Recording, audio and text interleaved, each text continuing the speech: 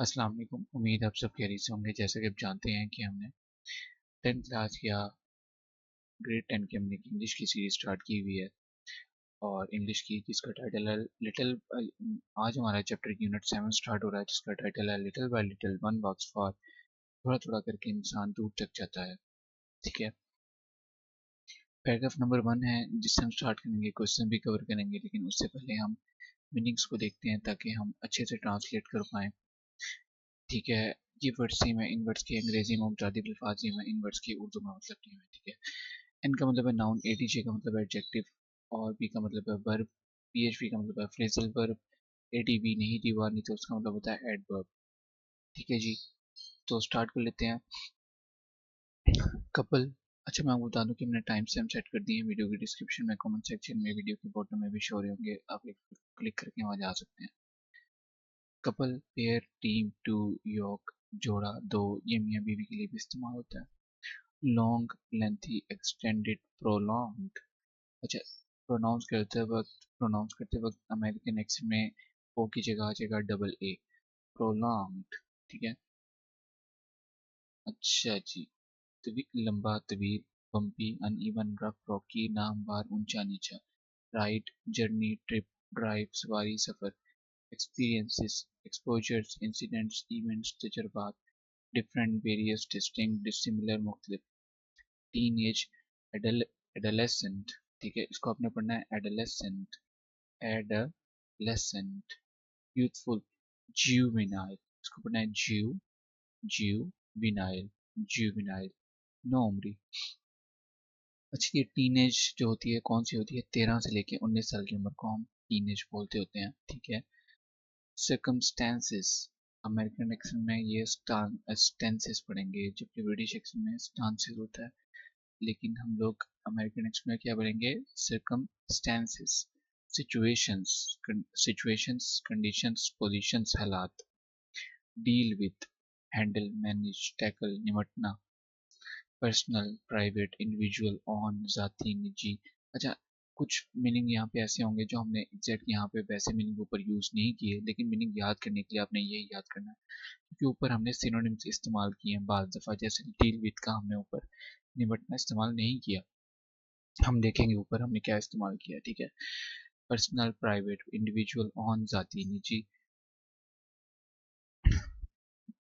Participant, participant, contributor, member, partaker, शरीक, हिस्सा लेने वाला। गेम, स्पोर्ट, प्ले, मैच, खेल। प्लेस, पोजीशन, स्पोर्ट, लोकेशन, जगह। अर्नड, गेन्ड, ऑब्टेन्ड, एक्वायर्ड, कमाया हुआ। अब इसकी भी हमने ऊपर उर्दू हमने कुछ और किया है। ठीक है। हम देखेंगे क्या किया। क्रिएटिव, आर्टिस्टिक, इमेजिनेटिव, इन्वेंटिव, तख्लीकी। View, sight, vision, outlook, belief. अच्छा, इसके दो मीनिंग्स हैं। एक तो है नज़रिया और नुक्ता नज़र, ये दोनों का मतलब एक ही है। मतलब ठीक है कि भाई आप अपना नज़रिया बताएं, आप क्या कहते हैं। ठीक है। या आपका नुक्ता नज़र क्या है आप बताएं। और दूसरा होता है मतलब इसका मंजर, कोई सीन, मतलब आप देख लें, कोई मंजर देख लें। क्या व्यू है यार इसका, इस सीनरी का क्या व्यू है। ठीक है। ऐसे। थिंग्स, चीज़ें, आइटम्स, ऑब्जेक्ट्स, मैटर्स, चीज़ें। बैड, इवल, करप्ट, हार्मफुल, बुरा। फैक्ट, रियलिटी, ट्रुथ, सर्टेनिटी, हकीकत। सीज, लुक्स, परसीव्स, ऑब्जर्व्स, देखता है। Same way, identical manner, similar fashion, इसी तरीके से। जस्ट, फेयर, इसको पढ़ना है राइचस, राइचस। ठीक है। राइटियस नहीं पढ़ना, राइचियस नहीं पढ़ना, राइचस।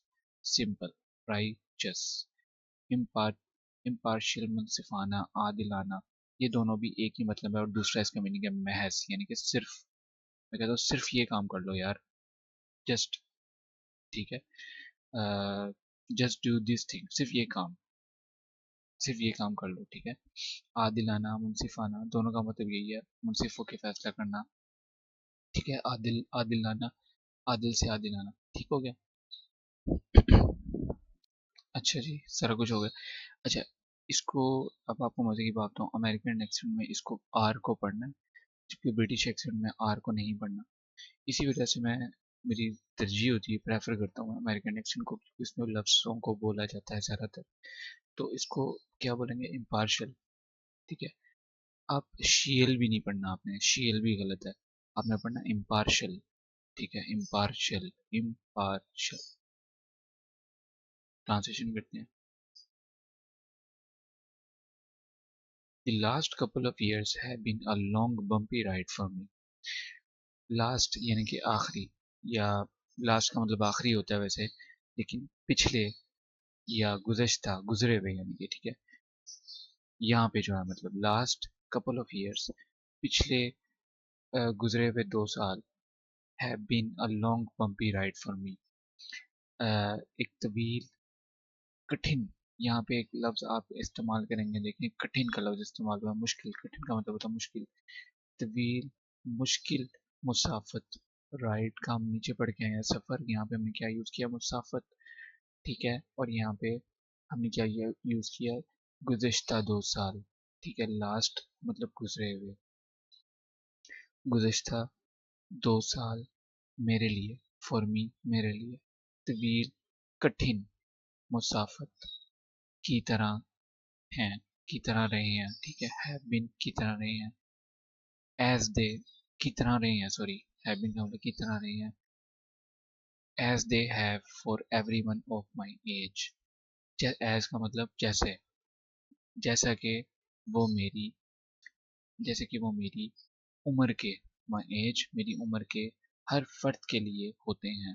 अब एवरी वन का मतलब हर कोई होता है, लेकिन हमने क्या किया, हर फर्द के लिए। ठीक है, हर फर्द के लिए होते हैं।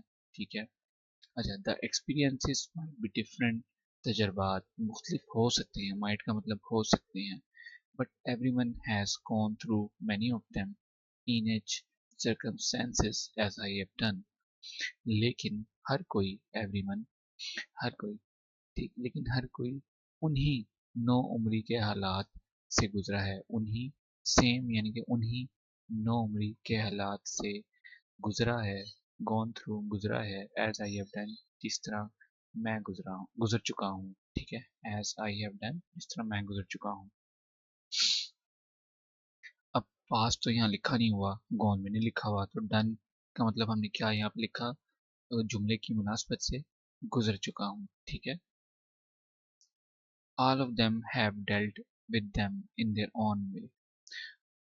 उन सब ने, ठीक है, उन सब ने अपने तरीके से, in their on way, on मतलब अपना, वे रास्ता, अपने तरीका भी हो सकता है, अब उन्होंने अपने तरीके से इन हालात का सामना किया। अब इन हालात की यहाँ पे इंग्लिश नहीं है, लेकिन हालात हमने खुद ऐड किया, इन हालात का हैव डेल्ट सामना किया।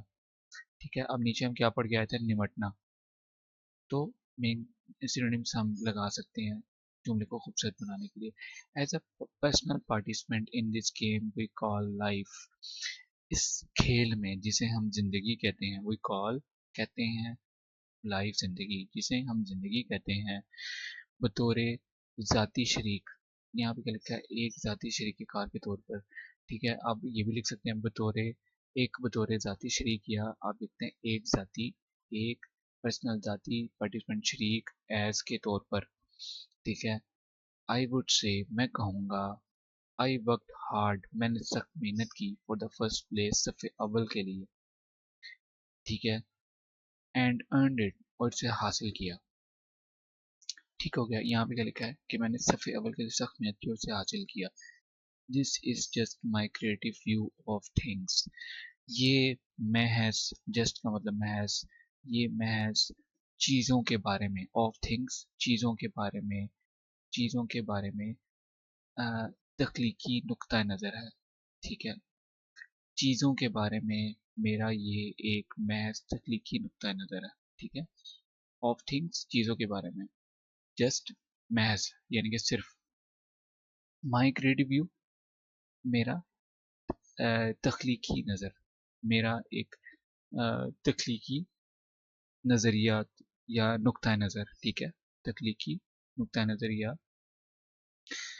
अ, तख्लीकी नज़रिया या तख्लीकी नुक्ता नज़र। ठीक है, इट इज़ बैड ये बुरा है, but the fact is that लेकिन हकीकत ये है, फैक्ट मतलब हकीकत, इज़ डैट ये है कि but the fact is that, ठीक है, लेकिन हकीकत ये है कि not everyone see not everyone sees it, हर कोई इसे इस तरह नहीं देखता।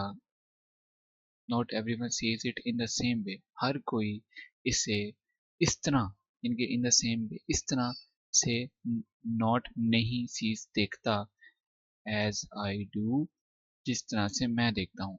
अब ये एज आई डू इतना छोटा सा वर्ड और उसकी इतनी लंबी ट्रांसलेशन, आप भी सोचते होंगे ये जिस तरह से मैं देखता हूँ, ना यहाँ पे सी लिखा हुआ है देखने की इंग्लिश। तो जनाब कॉन्टेक्स्ट के हिसाब से हमें उर्दू की प्रोनाउंसिएशन को मजीद खूबसूरती से लिखने के लिए हम ऐसा लिखना पड़ता है, लिख सकते हैं। और आप, ठीक है, अब डू का मतलब करना होता है, ठीक है, वैसे अगर आप, तो अगर आप यहाँ पे इसकी प्रोनाउंसिएशन एज आई डू, जैसा मैं करता हूँ, तो यहाँ पे कुछ सेंस बन रही है, लेकिन हकीकत यह है कि हर कोई इसे ऐसे अंदाज से नहीं देखता जैसे मैं करता हूँ, ठीक है। तो जिस तरह मैं देखता हूँ, तो ये एक मीनिंगफुल, ब्यूटीफुल और कंप्लीट सेंटेंस उर्दू में बन जाता है। ठीक हो गया। तो what kind of person is the author, मुसन्निफ किस किस्म का शख्स है, ठीक है। आंसर क्या है, ही इज इन एम्बिशियस, वो पुरअज़्म है, हार्ड वर्किंग, मेहनती है, इंटेलिजेंट, ज़हीन है, पर्सन शख्स, ठीक है, वो एक पुरअज़्म, मेहनती और ज़हीन शख्स है। He is creative in thinking, वो तख्लीकी सोच का मालिक है, तख्लीकी सोच का मालिक। अब मालिक की भी इंग्लिश नहीं है, तो फिर क्या उर्दू करें, क्या ये कर लें, वो सोच में तख्लीकी है, क्या कुछ सेंस बन रही है जुमले की? इंग्लिश में तो कह दिया उसने कि वो सोच में तख्लीकी है, लेकिन उर्दू में क्या ये बोलना ठीक होगा? नहीं, तो इसलिए वो तख्लीकी सोच का मालिक है, ये ज़्यादा एक मीनिंगफुल और कंप्लीट सेंटेंस बनता है, ठीक है। तो अच्छा, अब आपका होमवर्क ये है कि आपने मीनिंग्स याद करने हैं, फिर सिनोनिम्स याद करने हैं, फिर इसमानी की ट्रांसलेशन करनी है, फिर एक दफ़ा आपने उसकी ट्रांसलेशन लिखनी है और उसको चेक करना है उसकी मिस्टेक तो नहीं निकली, फिर एक दफ़ा आपने उसको फाइनल ट्रांसलेशन एक दफ़ा और लिखना है, और फिर इंशाल्लाह आपको भूलेगा नहीं। अपना बहुत ज़रा ख्याल रखें, ज़रूर शिफ्ट पढ़ते रहें, छोटा या बड़ा, और क्या कहते हैं, इससे कोई फ़र्क नहीं पड़ता, जो आपको अ, आसानी से पढ़ा जाए आपसे, वो आप ज़रूर शिफ्ट पढ़ें। आप देखिएगा कि अल्लाह पाक, अगर आप और बात ये है कि जिक्र और उसकार तो हर कोई करता है, लेकिन अमाल साफ रखने चाहिए आपको, ठीक है।